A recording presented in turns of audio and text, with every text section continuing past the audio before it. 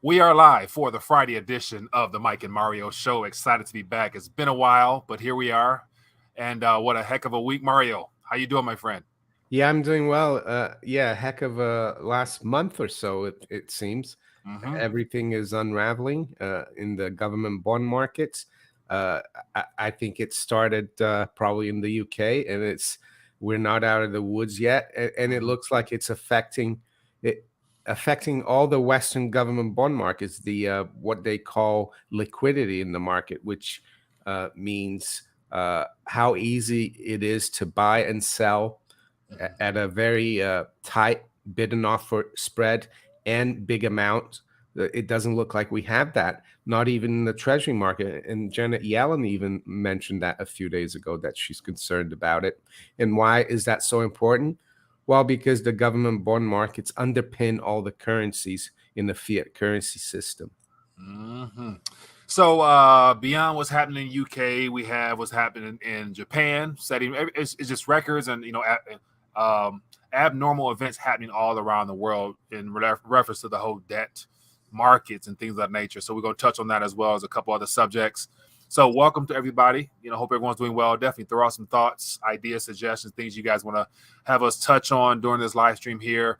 And let's just start off. We'll just work our way through talking about debt right on into the financial markets and everything in between, and see where it takes us. So let's just put this on the screen. So this is something you sent me, which is showing more of the lack of liquidity in the debt market. But here, just focus on U.S., Germany, Italy, and the U.K., and everything is trending upwards. Shine some light on this for us.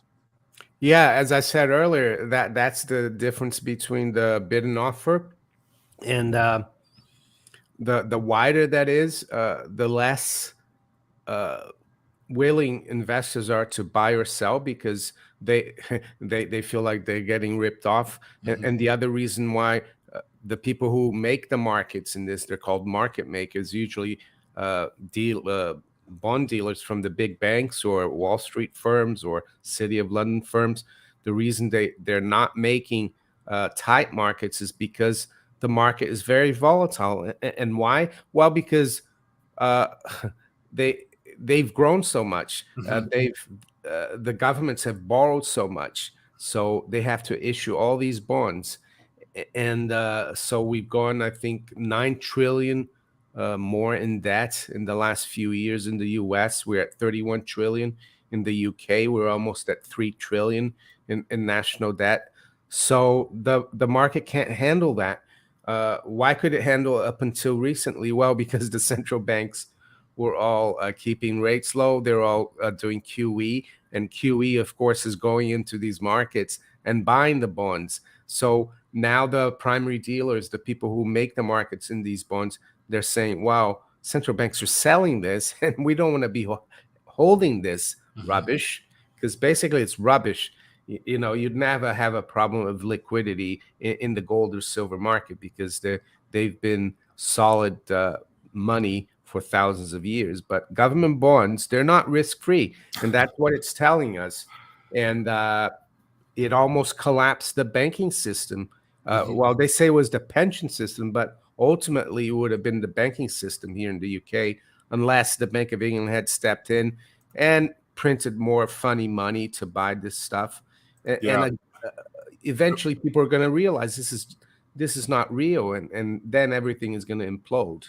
Yeah, speaking of which, you sent me this little 1-minute clip from Kathy Woods, and how she was mentioning how not only the pension systems, as you was mentioning, was at stake here, but the entire banking system, because all those intermediaries in between who took on all those liabilities there. So that would be good if we could listen to that for the viewers. I think it's not. You want to try to play it? Yeah. Okay, give Can me you click on it. Yeah, I can. Let me because I could have downloaded it first, but I'll play it. And so stick around and let's listen to this one.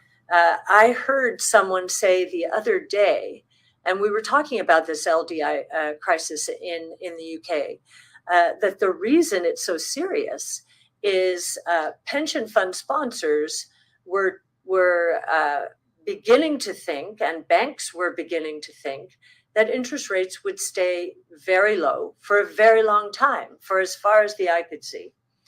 And that assumption was built into the kind of derivative activity they were doing. No one expected a sharp increase in interest rates. Well, once that happened, pensions began getting margin calls and they couldn't meet them. And in fact, if interest rates had gone to 8%, and I think they got to 6% over there, if they got to 8%, then according to some of the people close to that situation, whom we have consulted, then the pension system would have collapsed. But it wouldn't really have been the pension system. What really would have collapsed if the pension funds were not meeting those margin calls were the banks, the counterparty. The banks. Yeah, there you go. So the Bank of England is again bailed out the banks. Mm-hmm. And so she mentioned about margin calls. Like nobody anticipated rates going up. Like, were rates supposed to stay low forever? Oh, yeah, that's right. We're living in a basically a ZERP environment for the last 10 years. At some point, it had to be reversal. Yeah, I'll give you an example. The 10-year gilt yield, the UK government bond yield, was around 1% at the beginning of this year. And during this crisis, it got up to like 475, and right now it's still around 430. So that's a huge move higher. And I think in 2020 it bottomed below 1%. And yeah, not just the City of London, the pension system, but also people in general. They took on a lot of mortgages in 2021, and their thinking, like Kathy Wood said, is that they never thought interest rates could go up so quickly. Right. So, and I don't think we are out of the woods yet, unfortunately. And we've had 40 years of always declining interest rates since 1980 or 81, where the 10-year yield topped above 15%. But now I think it's turning, and you'd think, oh, the turn is going to be smooth over the next 40 years. But it looks like what we're having is we're unwinding that 40-year bull market in a matter of months. Yeah. And I think that's the problem. And why is that? Well, because there's so much leverage, because in the last 40 years, especially 20 years, everyone's had to use so much leverage because rates keep going lower, and in order to get a return, they have to take on risk. Yeah, and that's why they got margin calls, because they couldn't think that interest rates would move up so quickly. Yeah. And so speaking of which, I was thinking about, I shared an article the other day about the UK pension situation rather. And so here's just a headline from yesterday. It says UK pension fund selling stokes fear across bond markets. And so as of right now, I think, ground zero for this global contagion could actually be within the UK, because today, the 14th, they're supposed to basically stop supporting this bond market or the pension funds rather. So do you think with all these margin calls that they're going to have to sell off assets of some kind? Then what? How will the unwind continue to escalate, do you think? Or will they be forced to come in at some point to try to really save things if it gets out of hand, or what? Or do they even give a damn at this point? Yeah, basically the mainstream thinking is that it was Kwarteng, who's now the ex-chancellor. He was sacked today. His mini budget is what triggered this.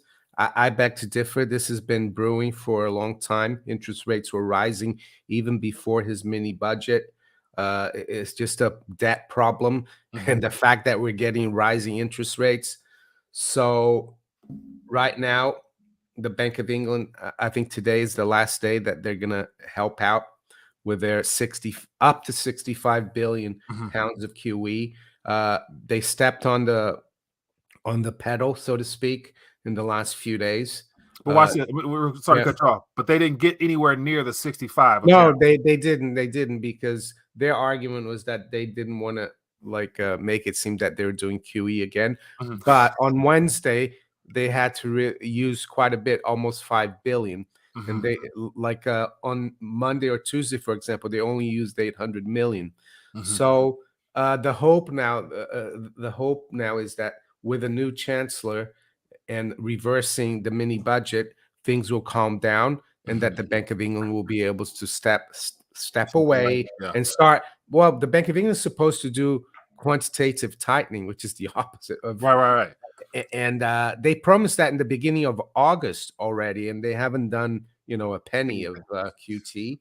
And yeah, that's the hope that everything will calm down, but I have a feeling it won't. But what about the budget situation? Because inflation is still of concern there, and the energy crises you guys are experiencing. So they're still going to have to figure out the budget aspect. Because how they going to support? Yeah, the thing is, the mini budget, they planned for like 50 billion with tax cuts. And that's what apparently the markets didn't like. They're going to reverse that and a few other things. But no one's mentioning that a few weeks before the mini budget, they passed the energy price cap package, which was like 150 billion pounds. And no one's talking about the fact that Rishi Sunak, who was the old chancellor during the pandemic, he spent like 500 billion just during that pandemic and created all that debt through QE. So why is 45 billion that bad? So that's why I don't think it's going to be solved, because it's got nothing to do with this mini budget. It's all to do with a much bigger problem. It's this fiat currency system is unraveling. And I think that first chart you showed about the bond market, world bond market illiquidity, Western bond markets, that's the whole problem. That's the whole problem. And I'm afraid the Bank of England is probably going to be back on the QE trail very soon. Yeah. Now you guys are going through finance ministers, left and right over there. So it definitely has to show the lack of credibility as well as just confidence amongst Brits there, just to realize that they don't have an answer for the problems. Therefore, there is no real solution. And of course, as you mentioned before, they'll never, lessen the size of government, cut back spending, and just embrace the pain that's necessary, because there's no correcting what has been basically a systemic buildup for decades now. And so there has to be a day of reckoning, but they don't want, it seems like they're trying to prolong it or appear as if they're able to maintain things, but they're caught in the midst right now because they can't fight anything because they are the problem themselves. So hopefully more Brits, of course, are getting their weight up, because that will be the ultimate form of capital and relief to protect yourself from these central banker criminals out here. I actually got something the other day. I didn't send it to you, but it's on my phone here on WhatsApp. Someone who I met this year when I went to Italy sent me a, where is it? And while we're waiting on that, for those who throw out some thoughts, ideas in the comment section, and we'll jump on those in a moment. Oh yeah, I think I can find the article. It's UK's Royal Mint lifted by markets turmoil as demand for gold surges. So this is from the what day is this from? From yesterday. Record profits at 1,100-year-old company. So yeah, the Royal Mint is 1,100 years old, driven entirely by its consumer business, offsetting decline in the use of coins. So people are buying gold like crazy in the UK because they realize that there's something wrong going on. Let's see if I can find that article. Yeah, I found it on FT. This one here. Oh yeah. So yeah, the British people are, they're waking up, hopefully. Yeah. And before we went live, you mentioned how in all these nations where the debt markets are imploding, currencies are being devalued heavily, gold is actually serving as a form of protection, because in nominal terms, in other currencies, gold is getting a fair bid up, whereas here in the West, in the U.S., you were saying that, a lot of Americans might be a little discouraged because it's not moving, but yet it is serving its purpose for other nations that are experiencing problems. And so, as you mentioned, the Japanese yen in gold terms is trending up. Yeah, it's almost at all-time high in Japanese yen, around 250,000 yen per ounce. So the moral of the story is you won't really be able to see the full benefit of your wise, your wisdom of being able to save and invest in real money until stuff hits the fan. Yeah, the UK is a good example. Bank of Japan, all the other nations we've been talking about forever. Those are nations where those people who were able to protect themselves ahead of time, I'm sure they're very appreciative that they have weight in their possession rather than waiting to scramble when things hit the fan. So just be patient, people. and my Westerners, por se, here in the U.S., because I guess because everything is priced in the USD here, people are like the dollar is going to be, king honcho forever, and gold and silver, they can always suppress that. I'm like, okay, that's cool, but once again, we all know where it always ends up back at is, the truth will be revealed at some point. So anyway, enough of me ranting. Okay, let's move along. We got a couple more topics here. I'm sure we want to touch on. What else we want to do? What do you want to swing it to next? What could we swing? What have you got there? Let me see here. I mean, put your spot. So yeah, we got we'll open the airways in a minute, but here is the the Bank of Japan, like how they've killed the JGB market. Or okay, we'll go to we'll do that. Yeah. So okay, so this is once again, I'm assuming as a former bond guy yourself, have you ever imagined a day where there'll be 4 days of no bidding for the 10-year? Yeah, actually, I remember I worked in the markets till 2012, and we used to hear that already about the JGB market because it was already very illiquid. So they own, I think, 70% of the bond market, the Japanese, and and it's, if you read that, the 30-year yield though is at over 1%. So they have something about the 10-year because it's more important for consumers. It's just a crazy, Kuroda, this head of the Bank of Japan, he's going to be known as a crazy person, eventually in history. They're going to say the guy was a madman, irrational, and that's unfortunate. But we can move on to your other story. Is that the Michigan? Yeah, let me grab that one again. Where'd it go? I lost it. I got so many articles up here. Okay, so expectations. Here we go here. University of Michigan inflation expectation unexpectedly jumped in October. I mean, they like to always say unexpectedly. Right. Unfortunately, it's coming from Zero Hedge. You'd think they right. I was going through here just looking at some of the graphs, and I think it's either this one or another one, but I highlight a few things here. Yep, it went away. But just showing how the home buying conditions is plunging. We got confidence in the Federal Reserve amongst Democrats, Republicans is plunging, and all these other things here. It's just amazing how, people are, very concerned, and they're not willing to continue to basically pay astronomical prices for things that, they expect in the future at some point have to come down. So it's just amazing to see how. I think I think Jamie Dimon, he was at this Institute of International Finance in Washington, D.C. This is where all these people who went to the IMF and World Bank meeting went. Yeah. And I think he spoke yesterday, and he said, I have complete confidence in Jay Powell. So, but one thing I agreed with him, actually, one time I agree with Jamie Dimon, is he said that the U.S. should start drilling for its own oil and gas and stop begging the Saudis and Venezuela for its oil. I agreed with that on him, but I don't agree with him on having confidence in Jay Powell. Yeah, and speaking of which, that is another one that I wanted to touch on. What are your thoughts on the OPEC? I think it was OPEC, yeah. Earlier this week, decided to cut back at some point 2 million barrels a day, under 2 million barrels a day. So, and the White House is not too pleased with that. And my thought was, okay, like, will this be the end of the petrodollar agreement officially? Just because this will decouple, the West from the Eastern or the Eastern agenda. Now that Saudi Arabia apparently is, pivoting towards the East because of all these deals they put in place. So what do you think? Well, I think the petrodollar is already getting hit hard over the last few years.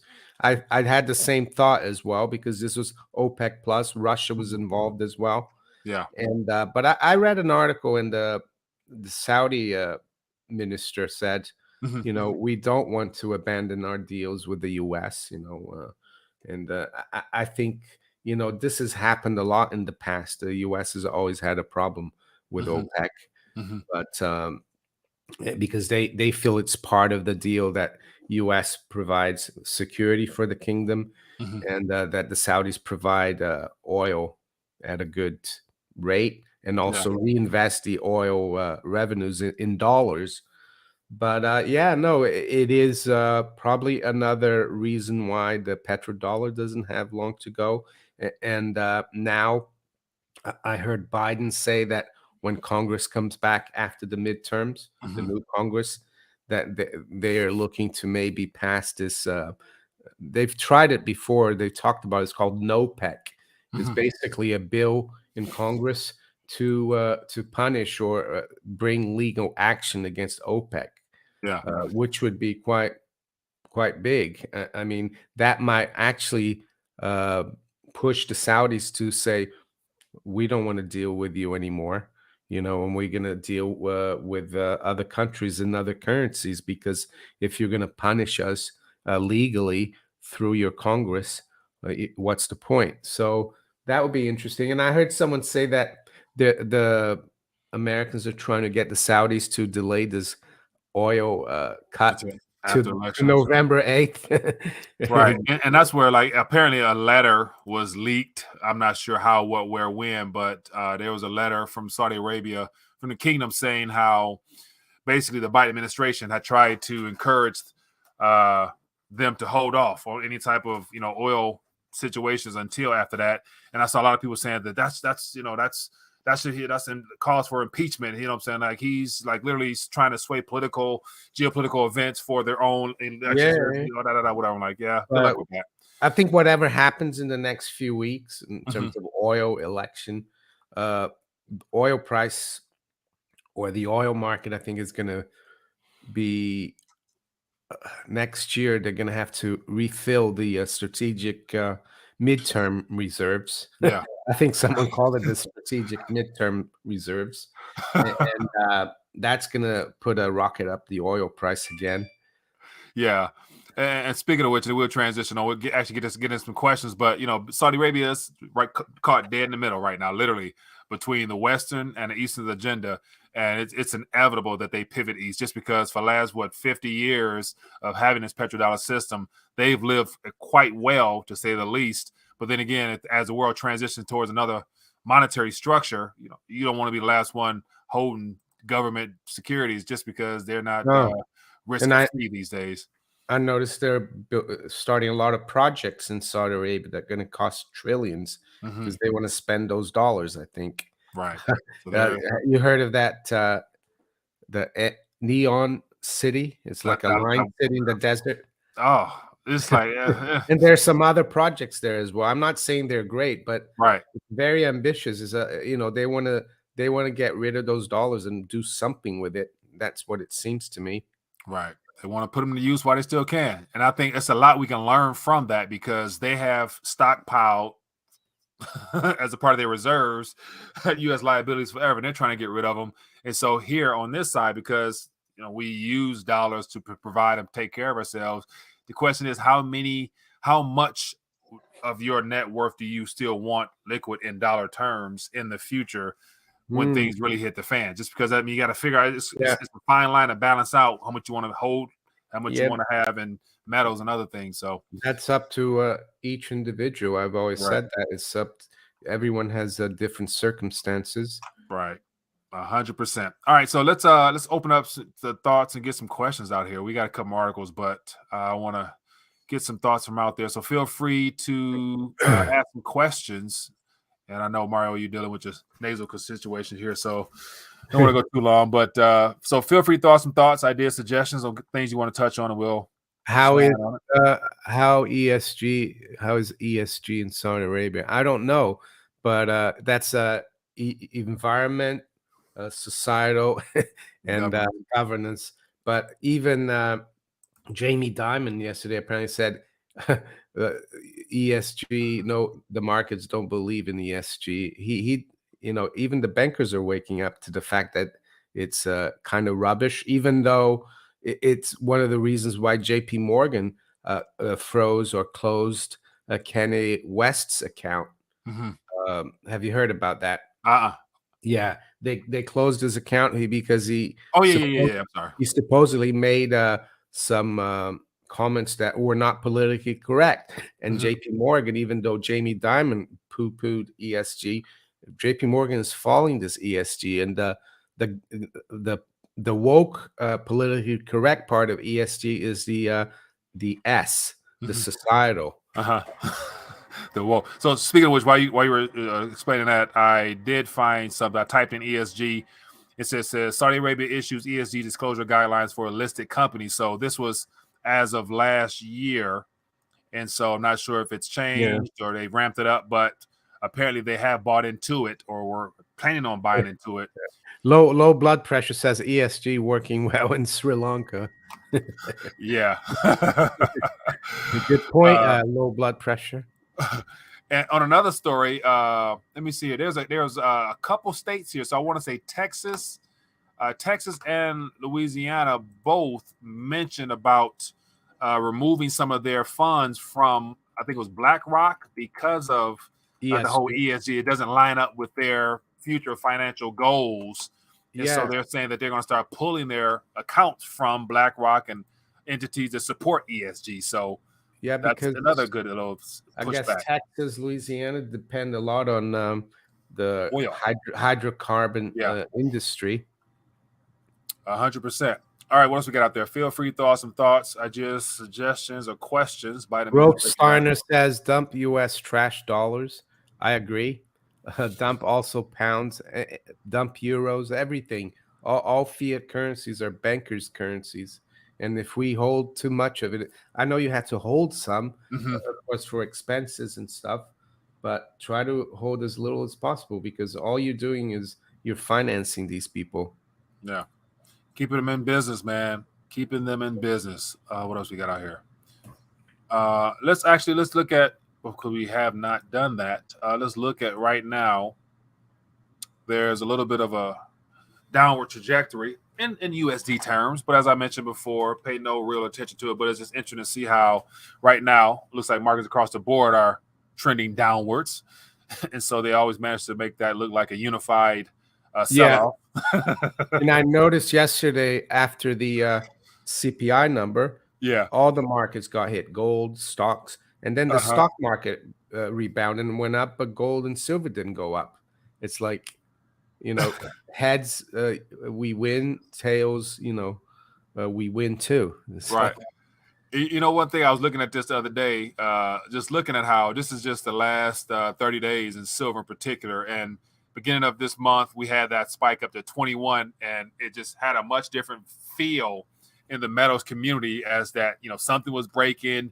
I heard a lot of people talking about, silver shortage. And of course, Andy Shackman is, sharing his concern over just lack of, the supply that he usually gets. It's on hold and stuff. I'm thinking like, wow, like, I wonder how much of this is bullion dealers just trying to steer business their way by preaching scarcity, or is there, in actuality, are they really having issues being able to obtain things they want, or what? What do you think? I think there's a big premium out there, especially for Silver Eagles, and in the UK as well. Yeah, the shortages, and I think what they're trying to do here in the paper market is to stop the public buying physical gold, but it's not doing that, and it is frustrating to see that. But that's the only way to try to stop people from buying the real thing, is to manipulate the price to make people say, oh, I shouldn't buy this, it's not doing anything. Because can you imagine if gold and silver were doing what they should be doing, even in dollars? The COMEX and all the ETFs would be drained of all their metals already, because they're already being Rafi Faber talked the other day with Chris Marcus from Arcadia. We never had this drainage of silver, seen that before. So something is going on. So Alex says supply is low, but 19,000 contracts are asked for delivery. I wonder who's buying it: Russia, China, or India. Maybe it's not a particular country, but maybe people who see that you can buy it really cheap on COMEX, take delivery, and then make like an easy, guaranteed profit because of the premiums. Yeah, here's a great question here from Chris. Appreciate you, man. It says, can you please explain yield curve control? Is it inflationary? What effect will it have on precious metals? Thanks. Yeah. Yield curve control. Do you want me to go over that? Go ahead. That's your expertise. Basically, yield curve control is what the Bank of Japan is doing with the 10-year JGB. They've said we're not going to allow the 10-year JGB yield to go above 0.25%. And what they say is, well, we will buy as many JGBs as we need to keep that yield at that level. So it's not really QE, but is the threat to the markets saying, we're not going to allow this rate to go above this. Yeah, it is inflationary, of course, and it's market manipulation. And it's like if the U.S. Treasury came out and said, or the Fed, sorry, we're not going to allow the 10-year yield to go above 4%. So I think right now it's just above 4%, isn't it? It's 401. 401. So the Fed would come in and they would buy as many billions of those 10 years necessary to bring it down below 4%. That's what yield curve control is. And I think they did that during World War II up until just before 1950 to finance the war.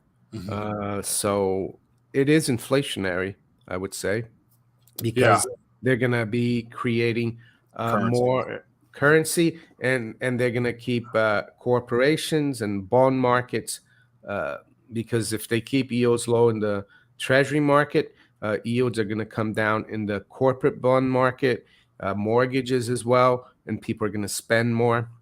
So because they're going to get cheaper financing. Now, speaking of which, before we went live, I was talking about how I think months ago you mentioned that somebody asked you about a breaking point. Can you see a breaking point in the debt market? And you said that 4% and the 10-year would be a moment to really consider. So here we are today at 4%, and definitely there's going to be ramifications or a ripple effect throughout the entire debt market for this. And so is this a sign of something that things are really escalating in the debt market, or what? I think so, because if you remember well, it was the 23rd of September. That was a Friday. It was, the autumn or fall equinox, and the pound started unraveling, and the gilt yields are going up. And then the next Monday, the pound fell to almost 1-to-1.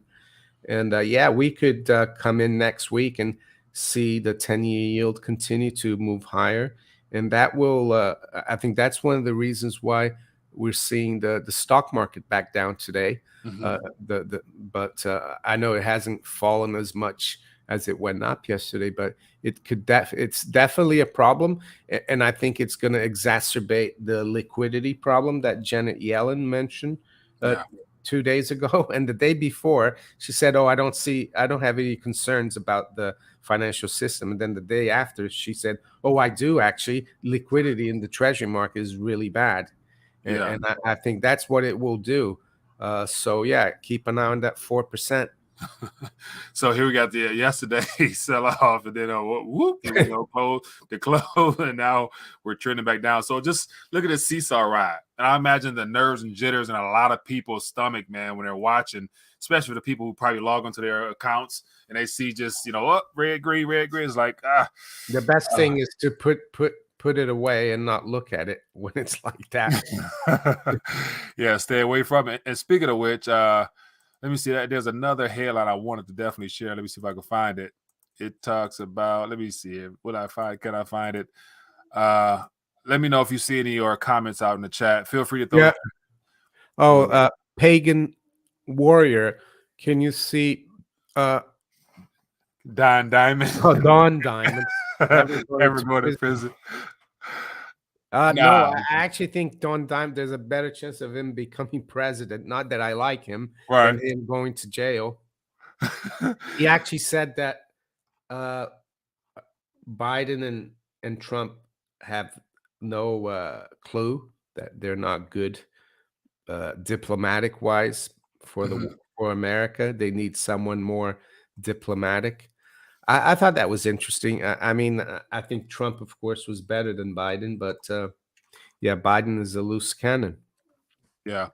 I was trying to find an article, but I can't find it. But I did see a little visual aid here just to show you, highlight some of as the investment narrative changes. Here we have, let me share this with you.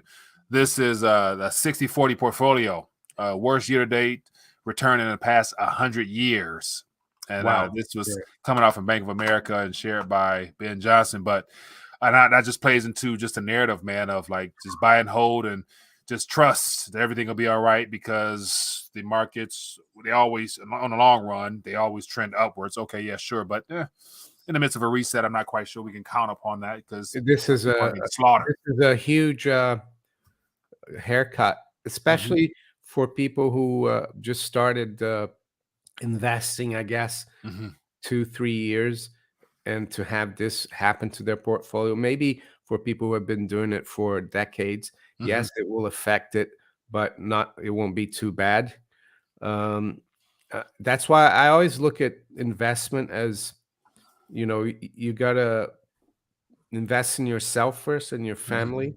Yeah. And maybe if you are going to invest in other things, invest in something that you know about and that you believe in, so you can hold on to it while you get these kinds of drawdowns. But yeah, the bond, the 60-40, yeah, because usually when you have a bear market in bonds, or you've had in the last 20-30 years, if you've had a bear market in stocks, bonds usually do really well. Right. But this year, It's like, no, they're all, even government bonds haven't done well. So that's why it's so right. And that's the thing, like, because of inflationary numbers, neither one of them have been great. Not to say even a hedge against inflation, but they haven't even outperformed inflation whatsoever. So you're still losing.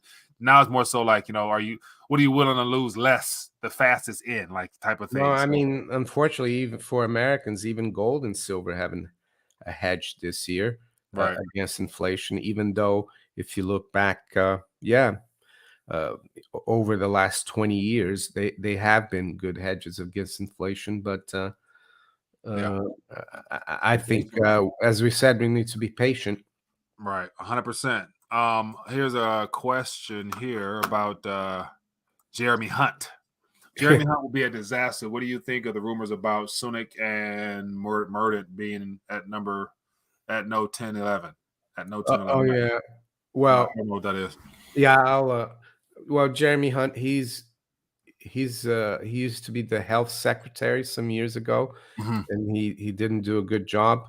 He was very draconian during lockdowns, and now he's the chancellor of the Exchequer. He's just going to be a puppet for the Bank of England and the bankers in terms of being the chancellor. The other comment, that the rest of the comment, is that there are rumors that they want to replace even Truss. They want to get rid of her and put those two people at number 10 and number 11. Number 10 is where the prime minister lives. Number 11 is where the chancellor lives. It's in Downing Street. Yeah. So they're neighbors. Now, let me ask you a question. So I've never been to that region there. So, like, can you literally walk down the street? Well, you used to be able to walk into Downing Street, but now they have a gate. Okay, I was always wondering. I see. You can look through the gate. I've never really gone. I don't really care to go there and have a look. But you can go on Google Map and have a look at it. Downing Street. Here's the video you sent me about Hunt and his praise of the whole health experience done by China there, and how. Yeah. Well, he's married to a Chinese woman as well. Yeah. And he was low-key praising China in their response. And he's like, well, we don't need to go that far, but, something like that would definitely help. I'm like, oh, okay. Something like that. So, yeah, anyway, keep it going. What else we got here? Here is George says, gold and silver will have their day. Been waiting since 1980. Is 42 years long enough, or maybe 84 years? Long as you got it, you're better than the average person, man. Here, for me in the UK, it's done a very good job since 2002. But It is frustrating, I have to say. Even when I started out in 2002, Mhm. uh, it started going up in dollars, but then the pound was strong, and I said, "Well, it's doing nothing." But eventually, in '05, '06, '07, with the crisis, it Mhm. really took off. Yeah. Here's a question here from Roberts because it says, so if everyone gets a haircut, can that be deflationary? Yeah, Yeah. 100%. Well, if you cut the money supply, Hmm. but it doesn't look like they want haircuts because, when push comes to shove, as we saw recently, the Bank of, they will intervene like the Bank of England did to keep things going. Yeah. It's the same thing, inflate or die or deflate and die, which, pick your poison. Like either way it goes, Yeah. there's gonna be a day of reckoning just because the Yeah. debt is unsustainable. If they deflate and die, there's going to be loads of bankruptcies. Hmm. Loads of banks are going to go under, like we saw Kathy Wood saying that Hmm. the UK banks. So if you had money in the bank, you'd be, in trouble. Hmm. Uh, or they inflate, and then the money becomes worthless. And Right. then in either case, you want to have some metals, and I say gold metal, have some metals, not because I think it's a trade, but because it will maintain your, you know, not a it will help you maintain It's liquidity. fairly good standard of living. You won't become poor. Correct. Uh, And that's I the think thing. at the end of the day, I think it will be the best form of capital that a person can have Yeah, outside of all the contagion of digital paper illusions that yeah, we've been bombarded with, and we've mistaken them as being assets because we were told that, like, yeah, yeah, buy government debt and hold it; it's going to always yeah. It's yield. Buy safe stocks, haven. right? Man. And It, speaking it, of which, I know a lot of this, well before now. We were talking about this last year, I think, the whole Basel III, and with the banks scrambling to make gold tier one capital assets that banks can have on their balance sheet, real physical gold, like the banks have an insurance hedge against the debt, the losses that they're going to take with the gold they have in their possession. And then central banks around the world has been running towards gold as well. So they even know that they're going to need something to shore up confidence when things is needed to be rebooted. So yeah. yeah, just watch the behavior. Be your own central banker is the old saying, isn't it? Right. Let me see. So someone says, Mark says, will inflation destroy the Fed? It's going to. I mean, no, because they're still in position. I think in working in cahoots with the government to where that's why I think they're wanting that CBDC stuff to be the next medium of exchange that they have control over. So I don't think it's going to destroy them outright. It'll just reshuffle some Uh, things, but the our governments will never be able to do the right thing and No, alleviate central banking. there's And yeah. so Well, anyway, it's very lost cause. there's a good chance though that it could, because Mhm. we were talking before we came on air that apparently there's some people who've done some research uh, of central banking and economics in the last 300 years, and that Mhm. it takes at least 7 years Right. to bring inflation down from 8 to 2%. Yeah. So we could have a whole decade still, up until 2030, of high inflation, and it could hurt the Fed, Yeah. not just its uh, balance sheet, but Mhm. also its credibility and its popularity, because the Fed is a political institution. It's Yeah. created by an act of Congress. Yeah. Well, okay. So I know, I no doubt agree with that. But then think about on the flip side of that, as the economies deteriorate and people lose everything, financially speaking, denominated in those Federal Reserve notes, how much easier and how much more of a stronger stance they might have if they try to come out with the next form of medium of exchange, this legal tender that people have to accept in order to try to get the bare minimum essentials for life. Like it'll hurt, it'll suck. A small amount of us will say no, no CBDCs. I'm gonna stay away from them. Why? Because I have gold and silver, I have crypto, whatever. I don't Yeah. need it. But then again, your average Joe who don't have anything, they be like, sign me up. And that's the bad part where so it's a give or take, but we'll see. Hope it don't work, but I would hold my breath. How much precious metals can you travel with? Can you travel internationally with? Oh, I'll answer that. Yeah. I mean, not I don't know exactly, but I went to Portugal, to Madeira, uh, 10 days ago or so, a couple of weeks ago, and I took 3 little coins with me, like quarter-ounce coins of gold, and I put it in my pocket with all my other change. So, and when you go through security at airports, they don't even know. So, it depends. You have to, but if I took like 100 sovereigns in my Two. yeah, then maybe, yeah, but you can take a few. And I found a place in Madeira where they buy and sell gold. I also found a local coin shop there. So yes, some people say, "Oh, you can't travel your gold." You can. You just got to use your head, you Right. know, because most people don't even haven't ever seen a gold coin. So Right. if you put what I recommend is the ones that aren't as shiny, not the 24 karat ones. The 22 or the 90% coins, because they look a bit coppery. So you put that together with all your other change, and they won't even know when you put it in that box, through security, Yeah, the security, yeah. that it's gold. Yeah, and so that's so you can get away with it. Yeah, And I don't know how many you could take quite a few, but I mean, so you're not supposed to have more than 10,000, or you have to declare it. oh, that's in the US. Yeah, in the I don't U.S. think we don't have any rules here in the UK. Really? Okay, that's different. Or you have Not to, that I know of. yeah.